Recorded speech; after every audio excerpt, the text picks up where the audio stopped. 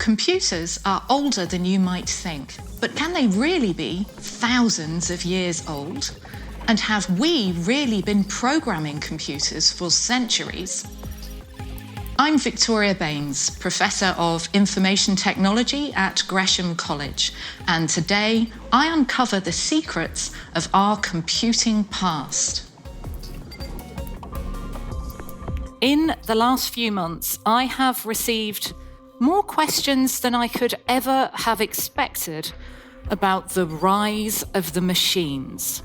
When are the killer robots taking over the world?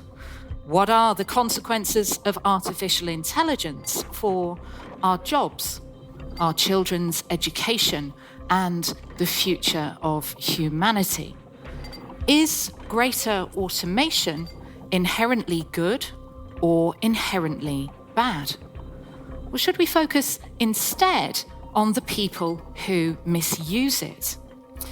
We seem to be in an unprecedented phase of technological development, a tipping point for the human race. But have we really never had these concerns before? The further I've delved into the research for this year's lecture series on the prehistory of IT, the more convinced I have become that not only is there much to learn from the past about how we got here, it can also help us answer the big questions we face right now. The digital computers we use today are, of course, direct descendants of 20th century innovations.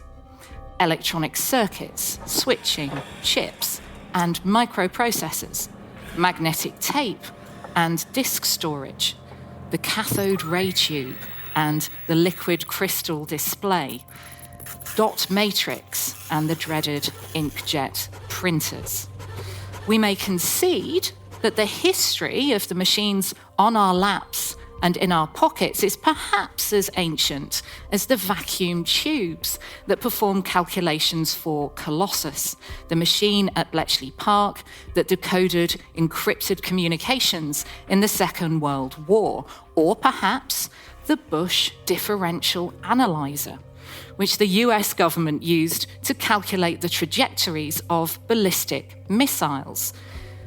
So it was indeed a century of huge technological advances. But computing's heritage goes back much, much further, to a time when there dwelled mechanical engines for predicting the movements of the heavens, humans who performed the calculations on which colonial expansion and international trade depended, steam-powered calculators, devices that produced and operated industrial software, and a prime minister who was a secret geek.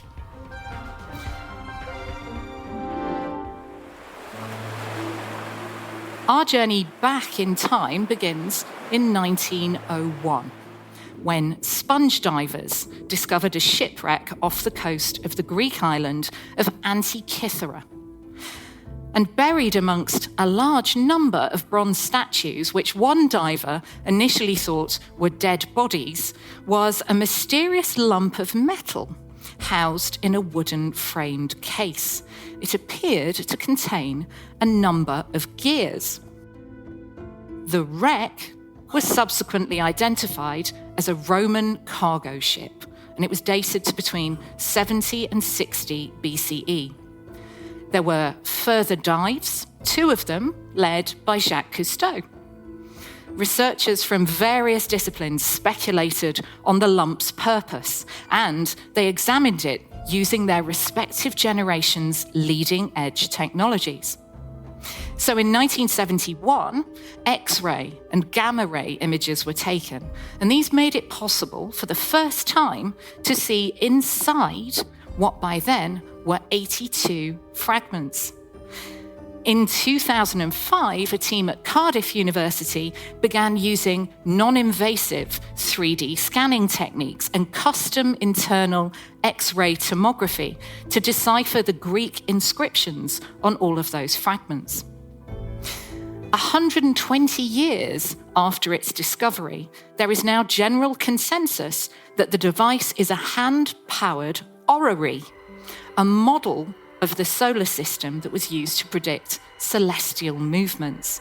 And what has come to be known as the Antikythera mechanism is the oldest known example in the world of an analog computer. It is truly astonishing. And we now know that it had at least 37 meshing bronze gears for predicting the movements of the sun and the moon through the zodiac years in advance, along with eclipses and the cycles of the Pan-Hellenic athletic games like the Olympiad. And it had several dials to input the settings for these. Operating instructions were inscribed on the back door of the wooden framed case. However, the more we learn about this device, the more questions it prompts. How old is it? Who made it? And perhaps most puzzling of all, why is it the sole surviving example from this period? Was it really the only one of its kind? Or did other devices exist that are now lost to us? The scans conducted in 2005 revealed that it contained a differential gear. Until then, it was generally held that these were not invented until the 16th century CE. So the discovery and analysis of the Antikythera mechanism has challenged our received understanding of technological development and therefore the history of science. Now, there's a lovely conceit here in that recent developments in information technology enable us to make incredible discoveries about the IT of the past. But it also causes us to think about obsolescence, the impermanence of technologies like Betamax and minidisc that fall by the wayside as they're leapfrogged or they lose out to rivals, and of the barriers, be they technical, societal, or environmental, that can prevent a particular technology or device from being adopted by the mainstream. Could the Antikythera mechanism have been a plaything for the elite that didn't break into wider use? Or perhaps a prototype that didn't live up to its hype? There are fleeting mentions in ancient literature of devices that may have been similar. So, in Cicero's political work, The Republic, written in the middle of the 1st century BCE, Philus, one of the participants in an imagined dialogue, says, "I remember that Gaius Sulpicius Gallus, being by chance in the house of Marcellus Claudius Marcellus, ordered a sphere to be placed before him, which the ancestor of Marcellus had taken from the conquered Syracusans, and it was the only thing he had kept for himself among such great spoils. I had heard a great deal of this sphere on account of the fame of Archimedes, but I did not admire the construction of it so much, for another which Archimedes also had made, and which the same Marcellus had placed in the Temple of Virtue, was more elegant and more remarkable. The mechanism of this sphere, on which the motions of the sun, moon, and those 5 stars which are called wandering and irregular are shown, and these could not be illustrated on that solid sphere.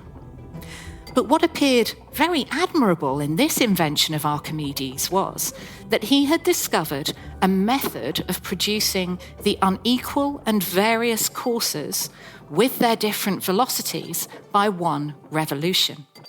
As well as being credited with the invention of the devices described by Cicero, Archimedes, he of the bathwater and Eureka fame, is said to have written a how-to guide for constructing planetaria. Now, I have to confess that it has been at least 2 decades since I had cause to think about Archimedes in any great detail. And also, I've been a little bit surprised that bringing myself up to date has proved rather disturbing. Because it turns out that there has been considerable progress recently in the construction of Archimedes' death ray. Here he is, holding the death ray, which was essentially a series of mirrors designed to burn Roman ships by concentrating sunlight. And here is the news from June of this year that a 13-year-old boy has built a working model of it. It is, of course, established fact that all the best science fiction movies start with an amateur tinkering in precisely this way. So, I am ever so slightly concerned. The young man in question, Brendan Sena, has published his research in the Canadian Science Fair Journal, so you can judge for yourself whether I'm right to be worried. As for the Antikythera mechanism, it has been suggested that the 2nd century BCE astronomer Hipparchus of Rhodes may have been involved, or at least consulted, in its construction. And that's because it can be used to predict the irregular orbit of the moon first modelled by him. In case we needed any more proof that the history of computing plays havoc with traditional notions of time and space, here is Hipparchus's social media account. Although I suspect that this may not actually be him. Either that, or he's working through some not insignificant self-esteem issues about the size of his forehead. The theory that he was behind the Antikythera mechanism is to some extent supported by the dates proposed for the calibration of the device. Some of these fall into the 2nd century, but also the assertion that the calendar is set to track events for which the range of latitude is where Rhodes is situated. So this hypothesis is effectively using reverse engineering to uncover previously unknown detail about the who, where, what, when, and how of an artifact. And in this respect, I would argue, archaeology uses a process similar to that of IT forensics, in which we analyse technical data to understand cyber attacks and identify those responsible. The contemporary literature may likewise provide a clue as to why the Antikythera mechanism was on a Roman cargo ship with hundreds of bronze sculptures, hundreds of miles to the west of Rhodes.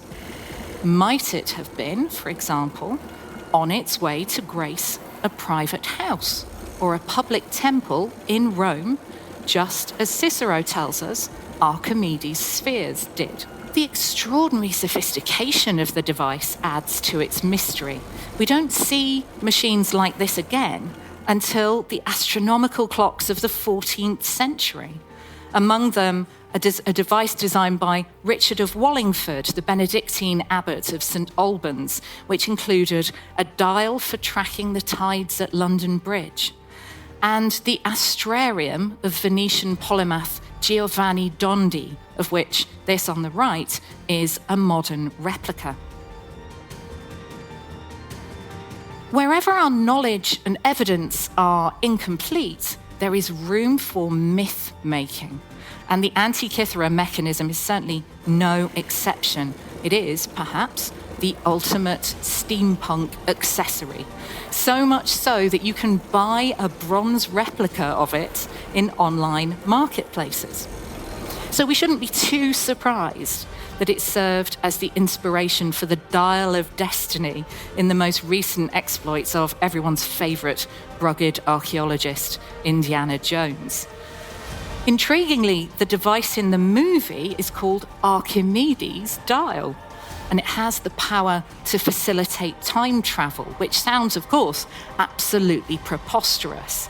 But given that we've also just learned that a child has got his weapon of mass destruction working, I think I'm going to suspend my judgment. So the Antikythera mechanism changes our understanding of what pre-digital computers could do. And people like Mary Edwards challenge our modern expectations of what computers are. Because for hundreds of years, computers were not machines at all. They were human beings. Mathematicians who performed calculations on which countries' economies relied. And in fact, the first recorded use of the word computer in 1613 by the Jacobean poet Richard Braithwaite was in reference to a person, someone he described as the best arithmetician that ever breathed. By the 18th century, a network of human computers, overseen by the Astronomer Royal, was engaged in production of the Nautical Almanac, astronomical tables that sailors used to find their latitude and longitude at sea. Computers performed these calculations and they checked each other's work using 7-figure logarithms. And because the position of the moon changes from year to year, new tables were computed and published annually. The tables were predictive. They tracked the motion of planets and stars several years ahead for longer sea voyages. On the books was one Reverend John Edwards. When he died in 1784, his widow, Mary, revealed that she had in fact performed the vast majority of his calculations. And she asked to be employed in her own right, which she duly was. By 1793, the network behind the Nautical Almanac was working so quickly and so efficiently that calculations were being prepared 10 years in advance, and this was deemed to be far too far ahead. So the work was suspended by the Board of Longitude for several years. This in turn resulted in loss of livelihood for the human computers, including Mary Edwards, the only female computer in the network. And Mary's daughter Eliza later followed her into the same profession. In Mary's time, computing was a cottage industry comprised of piece workers who sent in their calculations by mail, and this is the very cottage from which she worked. Just a few years later, centralisation of production in the National Almanac Office put an end to her daughter's career. And at broadly the same time, there was a huge shift in another industry, textile manufacturing, from piecework to factory production. And this spawned numerous popular representations in folk songs and other media of the uprooting of rural populations, the growth of urban sprawl, and the romantic figure of the factory girl, while at the same time also prompting backlash from anti-industrial movements like the Luddites. By the early 20th century, around 600,000 people were employed in around 2,500 textile mills in the county of Lancashire alone. And among those was the vast complex at Elm Street Mill in Burnley. And this is where my great-grandparents met. James Alfred Osbaldiston, also known as Jimmy Baldy, because it's quite a complicated surname. He's the little lad in the bowler hat in the photo on the left. And the rather powerful-looking young woman on the right is Jane Ellen McGlynn. She was 13 years younger than him when they met, and when they got together in 1923, he was already married.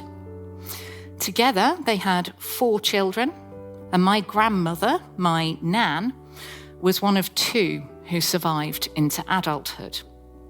James and Jane Ellen eventually married in 1938, and they remained together for the rest of their natural lives.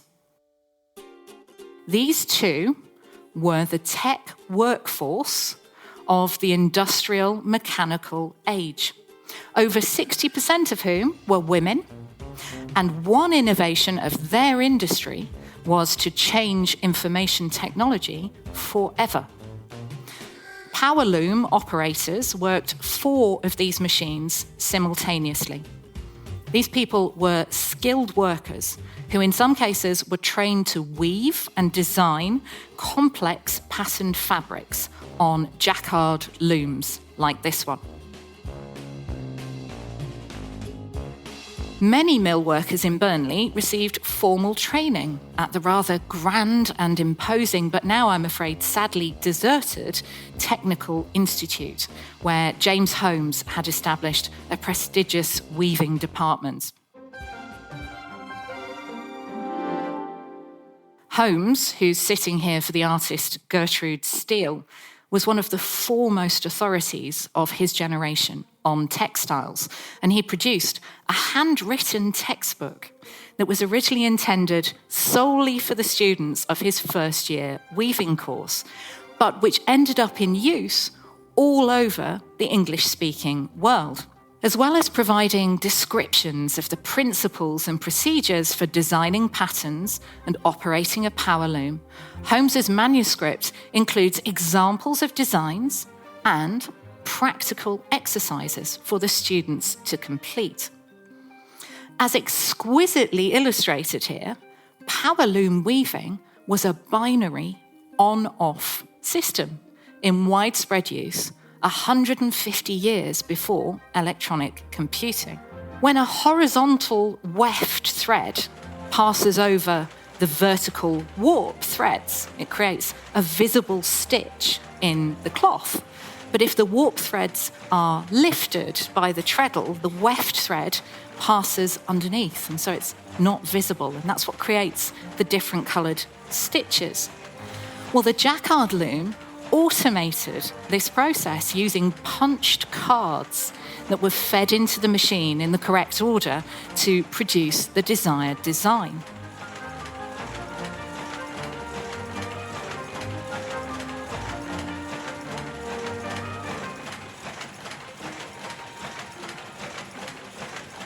And when we look backwards to the designs in Holmes's textbook and to the woven textiles of the last 2 centuries, it is quite tempting to see them as pixelated pictures or low-resolution images.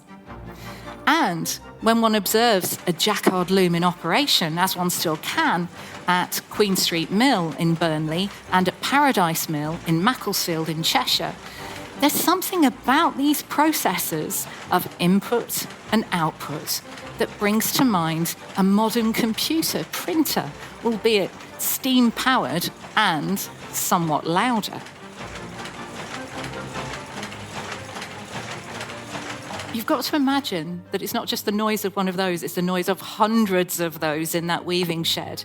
And as I was reminded a few weeks ago, weavers got really good at lip reading because they couldn't hear each other. And I had only just realised a few months back that that was the reason why all the members of my family could tell what I was saying when I thought I was having a private conversation with somebody and whispering. And also why my grandmother always used to talk like this when she was talking under her breath. I think it's because she always got caught by her mum and dad saying something inappropriate. The punched cards were known as operating instructions, much like those instructions on the Antikythera mechanism. And they directly inspired advances in computing in the 19th century, not least the designs of Charles Babbage.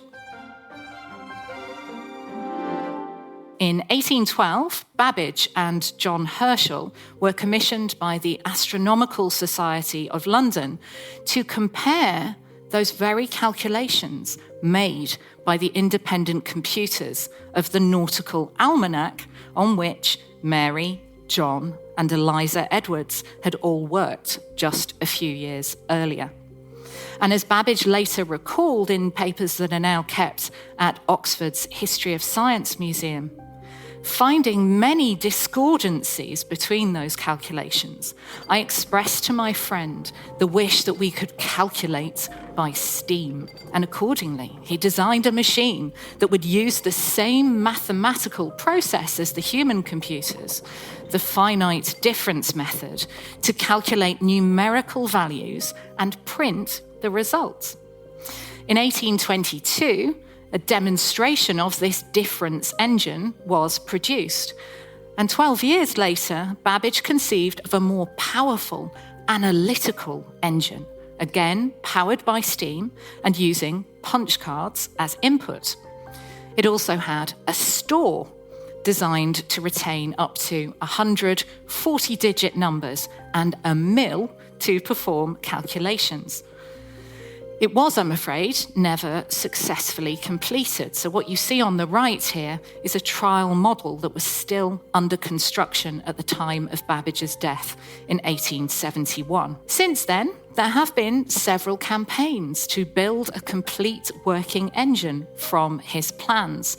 And it's envisaged as being about the size of a steam locomotive with a massive 1 kilobyte of memory. So far, none of these campaigns have been successful, and perhaps that is as it should be. Posterity took what it needed from Babbage's design and transformed it in ways that he could not possibly have imagined. The technological progress which built on it removed the need to produce it. It is high time that we met Ada Augusta, Countess of Lovelace. In 1843, she published an English translation of a paper on the analytical engine by Luigi Federico Menabrea, then an Italian army officer, but eventually the country's prime minister.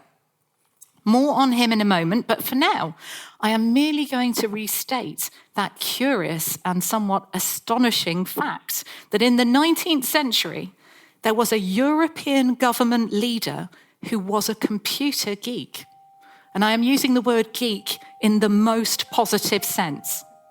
Even more striking, to the best of my knowledge, and I would be delighted to be told otherwise, no one has turned his story into a graphic novel or given him more than a passing mention in suitably steampunk depictions of the era.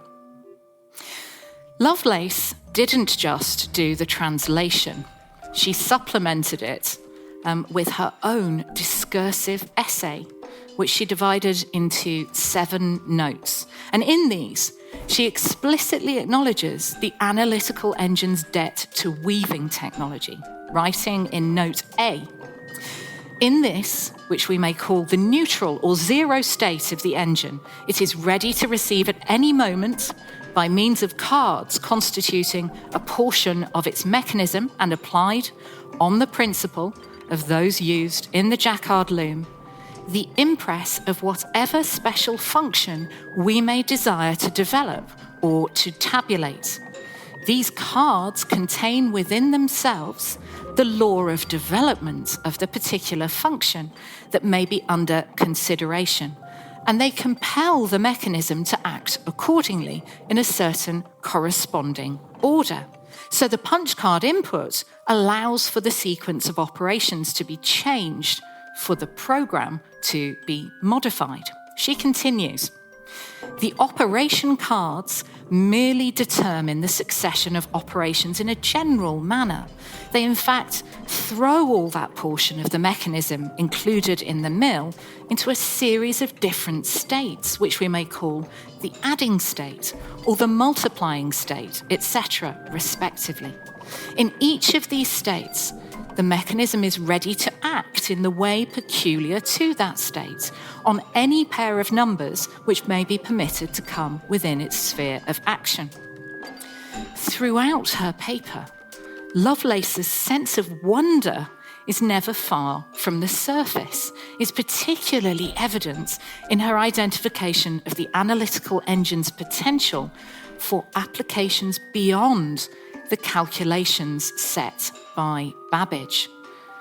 She asserts the bounds of arithmetic were outstepped the moment the idea of applying the cards had occurred. And the analytical engine does not occupy common ground with mere calculating machines. It holds a position entirely its own. And the considerations it suggests are most interesting in their nature, in enabling mechanism to combine together general symbols in successions of unlimited variety and extent. A uniting link is established between the operations of matter and the abstract mental processes of the most abstract branch of mathematical science.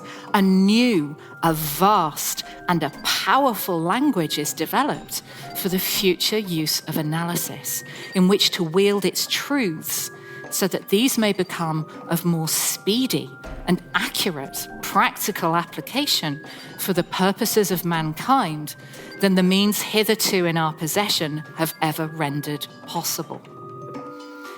So she is widely credited with being the first to publish what we would now describe as a concept for general purpose computing, as follows. The operating mechanism can even be thrown into action independently of any object to operate upon. It might act upon other things besides number, were objects found whose mutual fundamental relations could be expressed by those of the abstract science of operations, and which should be also susceptible of adaptations to the action of notation and the mechanism of the engine, supposing, for instance, that the fundamental relations of pitched sounds in the science of harmony and of musical composition were susceptible of such expression and adaptations, the engine might compose elaborate and scientific pieces of music of any degree of complexity or extent.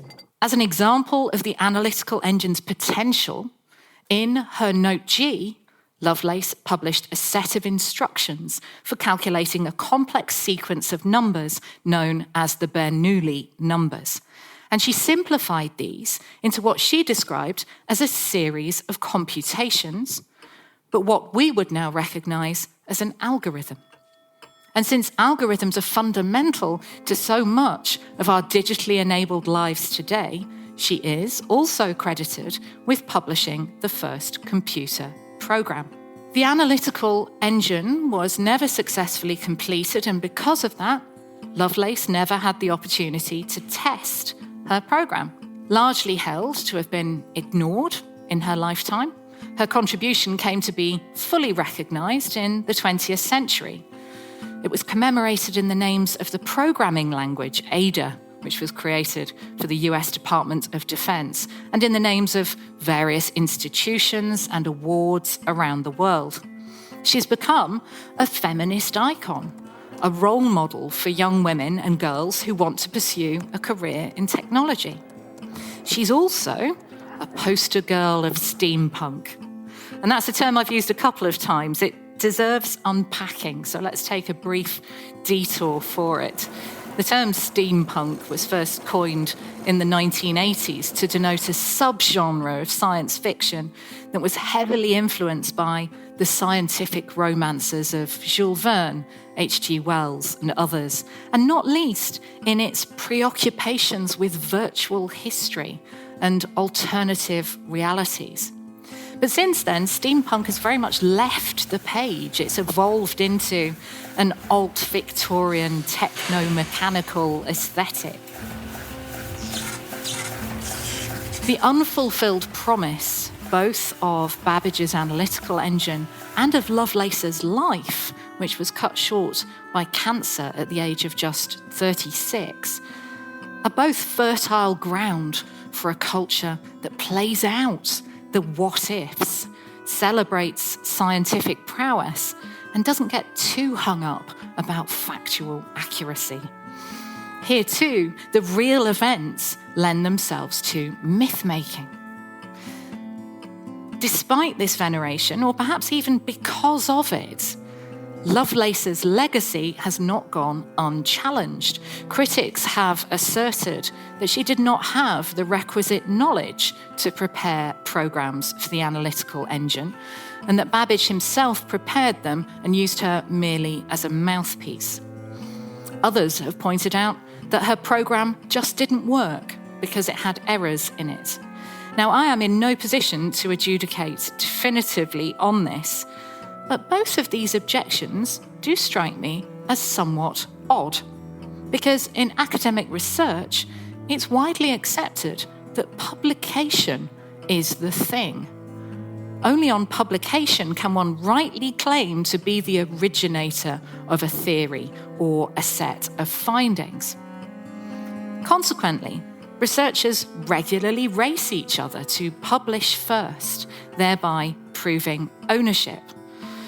Particularly in the male-dominated society of the 19th century, it would, I think, seem unlikely to me that a prominent middle-aged man would deem a 27-year-old woman to have greater authority or credibility than him. Equally, the discovery of bugs in a piece of software is a standard, even expected occurrence in computing. It doesn't, of itself, discredit the programme or the programmer. It does seem as if we may be holding Lovelace to a higher standard than other programmers. One of the most interesting and unexpected voices in this debate is our Italian Prime Minister, Luigi Federico Menabrea. In 1855, he wrote a letter to the editor of Cosmos magazine, which had mistakenly attributed his paper on the analytical engine to Babbage himself. The assumption was that Menabrea was simply an alias. After setting the record straight in the most extraordinarily gracious fashion, Menabrea turns to the publication of his paper in English. And this is what he writes. The observations accompanying my brief paper were absolutely remarkable, and they revealed an author of wisdom outside the commonplace. The author's name was unknown to me until, with great amazement, I learned from Mr. Babbage that the translation and notes were the work of Lady Ada Lovelace, the daughter of Lord Byron, a lady as distinguished for her great spirit as she was noted for her beauty, who was torn away from us by death a few years ago in the prime of her life. I thought this writing was forgotten, but since it has served as a point of departure for an effort undertaken with the English government to realise the invention of Mr. Babbage, I thought it appropriate to take this opportunity to pay homage to the memory of the daughter of the great poet and to attract the attention of scientists not so much to my own work, in fact, rather modest, but to the notes and comments accompanying the translation, which are able to make known the purpose and power of the analytical engine. To plagiarize a popular internet meme, you should find yourself someone who looks at you the way that Menabrea writes about Ada Lovelace. He is clearly in awe of her work, but also, when he is given the opportunity to reveal himself as the true author of the notes, Babbage confirms to Menabrea that they are, in fact, the work of Lovelace. And this would suggest to me that she may, after all, have been capable of doing very hard sums and of conceiving of potential applications of the analytical engine beyond those initially envisaged by Babbage. Menabrea's letter closes with the statement that thanks to the analytical engine, one can perform the series of analytical and numerical operations needed to solve a given problem in the same way that the Jacquard loom using perforated cards executes designs on brocade. And indeed, with the benefit of only slightly more sophisticated technology than that seen on this 19th century device for transferring textile designs to punch cards, this did indeed come to be the dominant means of computer input for several decades of the 20th century, from the Hollerith machine that was developed to tabulate the US Census to the mainframe computers produced by IBM and other tech giants of the day. There's a kinship, then, between the workforce that translated patterns into cards for weaving looms and those who in the 20th century punched cards for computers using high-level programming languages such as Fortran and COBOL, the common business-oriented language. And even though I must confess I am straying very much into 20th century history here, I couldn't possibly mention COBOL without at least a passing nod to Rear Admiral Grace Hopper, here signing autographs for adoring computer science students. When she retired in 1986 at the age of 79, she was the oldest serving officer in the US Armed Forces. Her contribution includes, but is certainly not confined to, writing Flowmatic, the first compiler program that replaced mathematical notation with the English language, enabling people who weren't mathematicians to write computer code and paving the way for more accessible formats like COBOL.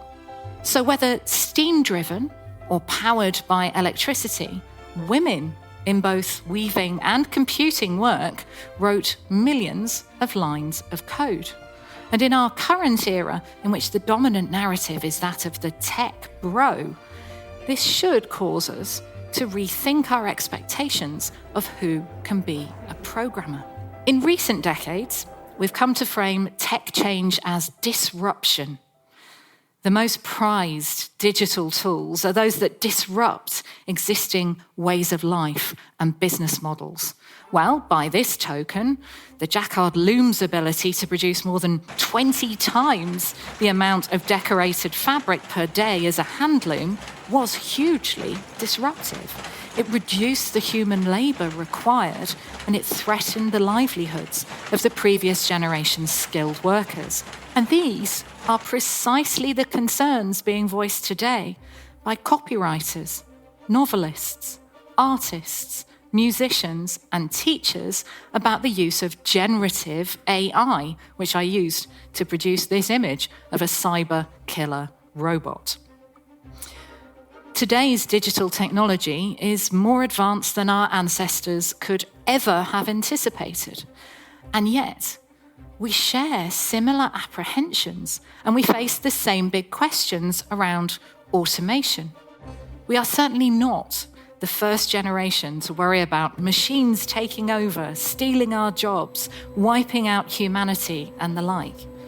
As easy as it is to feel that our current preoccupation is unique, or at least novel, in truth, it has exercised us before. At times, machines did indeed replace certain human functions, and in response, humankind adapted, for example, by ceasing to be computers and become computer programmers instead.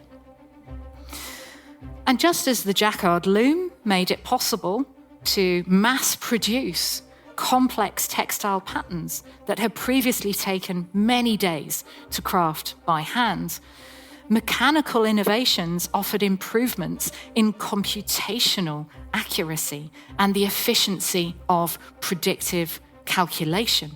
So, the nautical almanac on which the Edwards family worked was the problem that Charles Babbage was trying to solve. It inspired his design for the difference engine.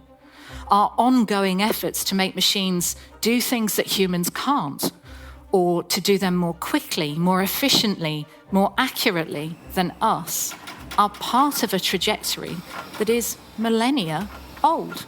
It's complemented by parallel drives towards human augmentation and the desire to see further by predicting the future using increasingly scientific, less mystical methods.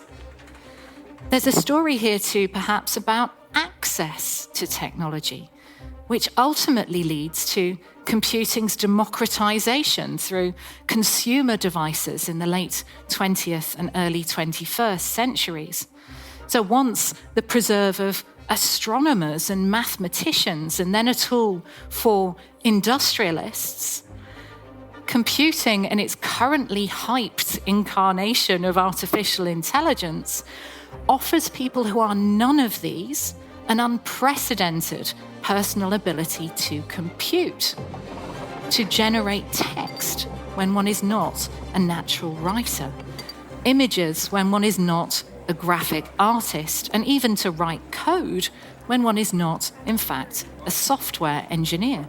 In these ways, then, we can draw a direct line between the Antikythera mechanism, the nautical almanac, and the difference and analytical engines, between analog computers, human computers, steam-powered computers, and the eventual arrival of digital computing. And our knowledge of how computers worked, how they were conceived, how they were perceived in centuries past, whether they were humans or machines, is changing all the time. Archaeology can reveal to us as much about this as computer science can. But as a former humanities scholar and a recovering classicist at that, I would say that, wouldn't I? Thank you very much.